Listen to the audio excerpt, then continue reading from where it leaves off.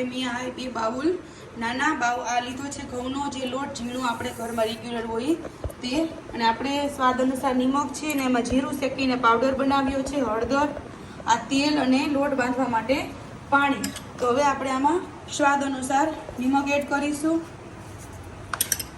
અને આ શેકેલ જીરાનું પાવડર છે તેનું પ્રમાણ આપણે વધારે રાખશું. આનાથી ખૂબ જ સરસ સ્વાદ આવે છે વાનવામાં, અને આપણે હળદરનું પ્રમાણ પણ વધારે રાખીશું. અને આપણે ચટણી છે તે આમાં એડ નથી કરતા.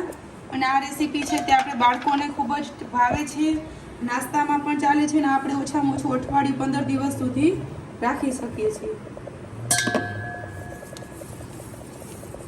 હવે આપણે આને એકદમ મોણ આમાં એડ થઈ ગયું છે. હવે આપણે આને એકદમ સરસ ભેળવી લઈએ અને પાણીથી લોટ બાંધી લઈએ. જય શ્રી કૃષ્ણ, કેમ છો બધા? મજામાં? શિલ્પાકી ગુજરાતી રસોઈમાં તમારા બધાનું સ્વાગત કરું છું.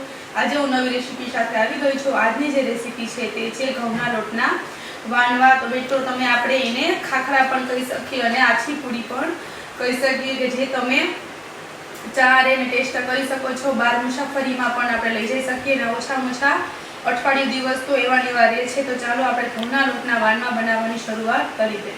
આપણો લોટ છે તે આવી રીતના આપણે કડક બાંધવાનો છે. તે હવે બંધાઈ ગયો છે. હવે આપણે આને ઉપરથી થોડુંક તેલ ઉમેરીશું અને એકદમ મસળી લઈશું.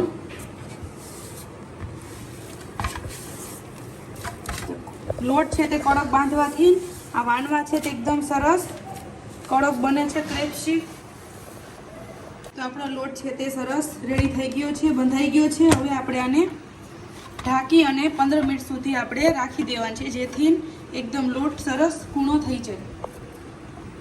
આપણે 15-20 મિનિટ થઈ ગઈ છે. આપણે જોઈ લઈએ, લોટ આપણો સરસ એકદમ કૂણો થઈ ગયો છે. હવે આપણે આના આછા એકદમ વાનવા છે તે વારી લઈએ. હવે આપણે આ મેં લોટમાંથી નાના નાના લુવા લઈ લીધા છે. હવે આપણે આને વણવાના છે. થોડોક આપણે ઘઉંનો કોરો લોટ એડ કરવાનો છે અને પછી આપણે વણવાના છે.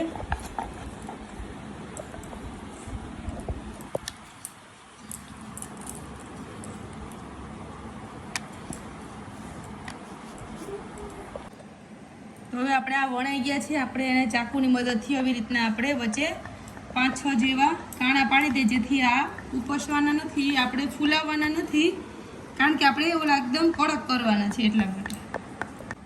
આ રીતે આપણે હવે બધાય વાનવા વણી લઈએ. આવી રીતના બધાય છે તે આછા આવી રીતે વાનવા વારી લીધા છે. હવે આપણું તેલ આવી ગયું છે, તેમાં આપણે તરી લઈએ.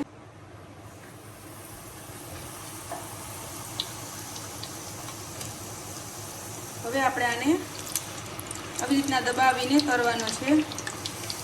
પછી આપણે ચીપિયાની મદદથી ફેરવવાનો છે. પાછું આપણે આવી રીતના દબાવી લઈએ. એકદમ સરસ થાય છે સ્વાદમાં, અને બાળકોને તો ખૂબ જ ભાવે છે.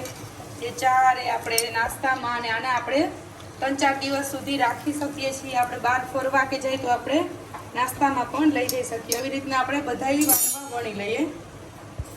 મિત્રો, આ ઘઉંના લોટના વાનવા તૈયાર થઈ ગયા છે. તમે જોઈ શકો એકદમ ક્રેપ્સી, કે તમે એને ચા, દહીં આરે બધે આરે ખાઈ શકો. તો જે લોકોને મારે આ ઘઉંના લોટના વાનવા છે તે પસંદ આવે તે મારી ચેનલને લાઈક કરજો, સબસ્ક્રાઈબ કરજો, શેર કરજો, બેલ આઇકન દબાવવાનું ના ભૂલો, જેથી તમને મારી રેસીપી જોવા મળે. બીજી રેસીપી સાથે મળશું. ત્યાં સુધી બધાય આવજો.